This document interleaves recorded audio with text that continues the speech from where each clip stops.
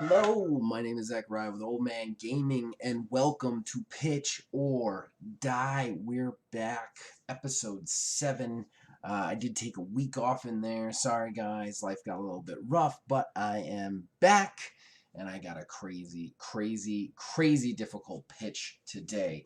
And this will be from 3 weeks ago at this point. William Hoon asked me to pitch a games as service game that perpetually generated itself on into infinity, even without the developers existing anymore. And that was a tall order. I'm going to do the best I can. I'm going to try and pitch it to you guys what I think it was. It took me a long time to think about it, but before that, we read comments here. We read all the comments here, so we got to get into them.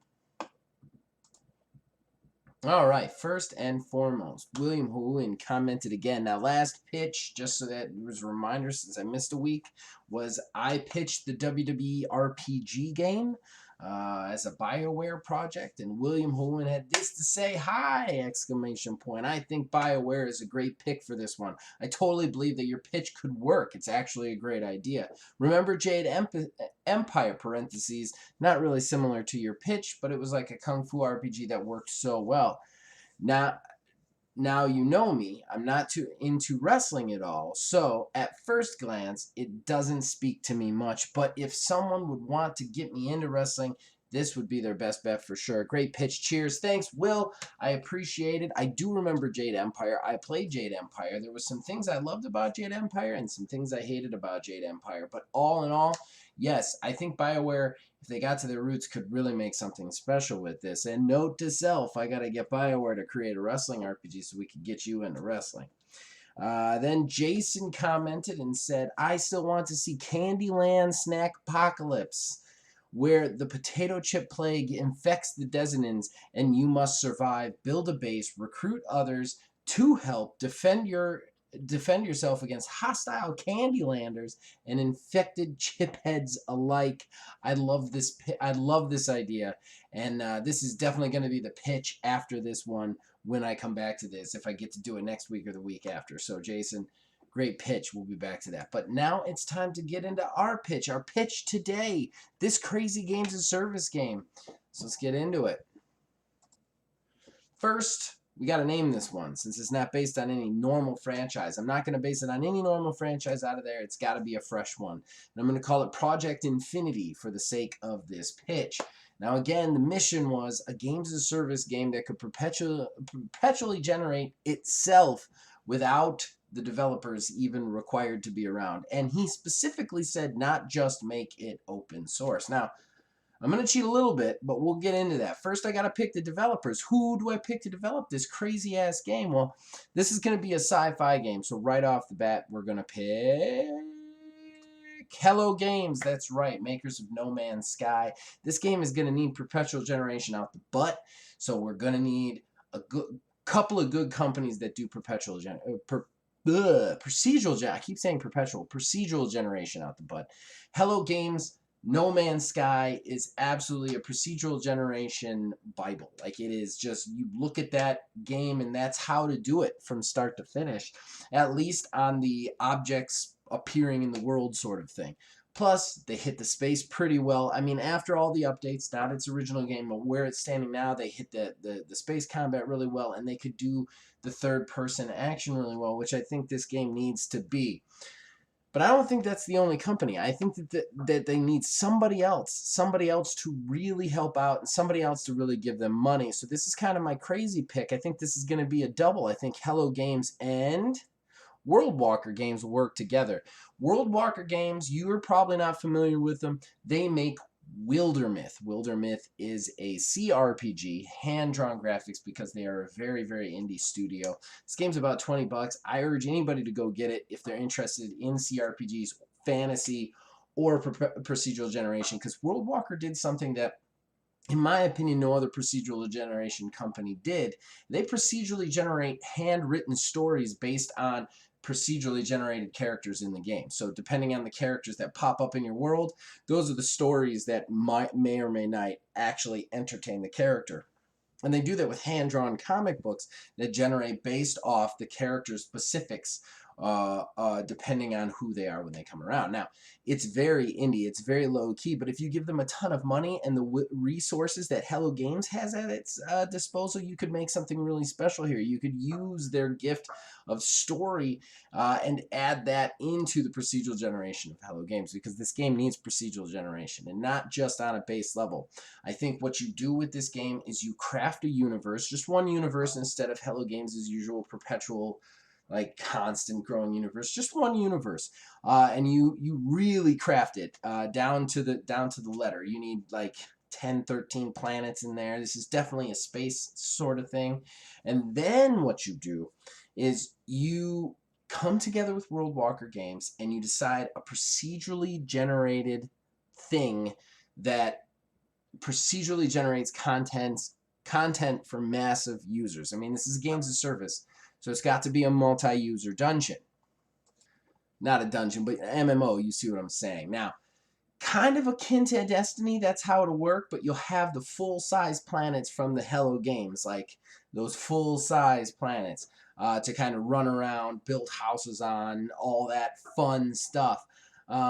What the procedural generation very specifically has to do, now you're going to have this open source in some way. You're going to have people adding content to this as it goes along. So you're going to need a twofold AI program to run this thing.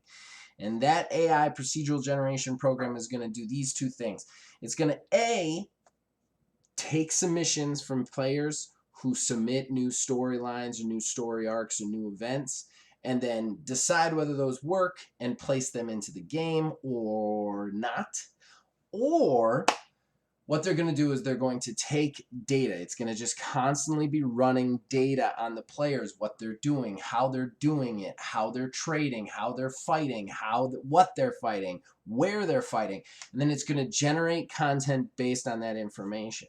So let's say you're on planet A, and planet A has a lot of people who trade because the resources are high on planet A. So it attracts a lot of merchants and traders. Well, this procedural generation system will see that. It'll see the higher level of traders, the higher level of resource movement, and then it's going to design a storyline based on how the trade is affected. Maybe there's a trade embargo. Maybe some merchants are evil. Maybe a syndicate arises there that you have to take out. You're going to need a luscious ground combat as well as a luscious space combat for this thing. It's going to be a full Monty. And I think that while none of the systems will be perfect, Hello Games will be able to produce this. But yeah, this system is going to do that. Now you take another planet, you take Planet B. Planet B has a lot of war on it already. It has a lot of strife. Maybe it has a ton of monsters on the planet that are very hostile. This planet is going to see that there's a lot of strife and war on it, and it's going to generate storylines that further progress the planet's whatever. This procedural generation will also be allowed to kind of change how the planets interact with each other, with the people on them. So take that strife planet. Maybe after so many storylines that it designs that are strife oriented, enough people go into it and they choose outcomes that would better the society of that planet can actually start to improve its economy, maybe its combat level, like decrease its combat level, and actually become more of a utopian society. Whereas the really sought ever merchant planet over here, Planet A, has become susceptible to pirates and slowly starts to fall and slowly starts to die. Basically, you turn this procedural generation loose on the players and the players on it. You create this symbiotic, parasitic relationship between the two where they're just constantly reacting to each other, and then you just flip the switch and you let it go. Obviously, there is a couple of limitations to this. I mean, eventually the technology that is being produced is going to dwarf it. Although, let's be honest, nowadays people play systems forever. They just keep them going. And on top of that, the new game consoles coming out don't really make any huge improvements on the old ones. The improvements are getting more and more minute. So if you produced a game like this, you could easily keep it going forever, even past the developer's life cycle, as long as you could find a place to put servers. Unfortunately, with games as service, you have to have servers somewhere running the world. There's just no other way to do it. So while your pitch for no developer kind of is possible with this. I'm kind of running with it. There'd have to be somebody running servers somewhere. There's just no way not to. It's a games as a service. That's how it works. So yeah, so that's my pitch. Just this crazy interactive kind of world. Hello Games could make a smaller, more tight-knit world, less about procedural generated exploration and just kind of like tight-knit, and then worry about the procedural generation of how it's reacting to its players. I think World Walker Games is great at defining stories and defining how people interact with those stories and how those stories come up.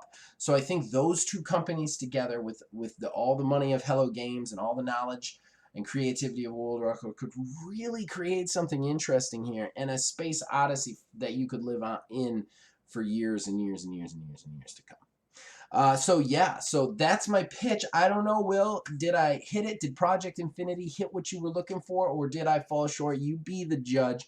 Next time I come back, I'm definitely pitching Candyland Snack Apocalypse. I can't wait. That sounds like a lot of fun. So yeah, until then, you guys can contact us on Facebook at OldManGamingDH, on Twitter at OldManGaming9. You can join our Discord. Links on the description below. You can influence us in all of our shows there. And ladies and gentlemen, this show is either going to come out on Thursday or Friday from now on. It just depends because a lot of stuff's rotating right now. So trying to get one out a week, though. All right. As long as you guys keep watching and listening, we'll keep making them. See you guys next time.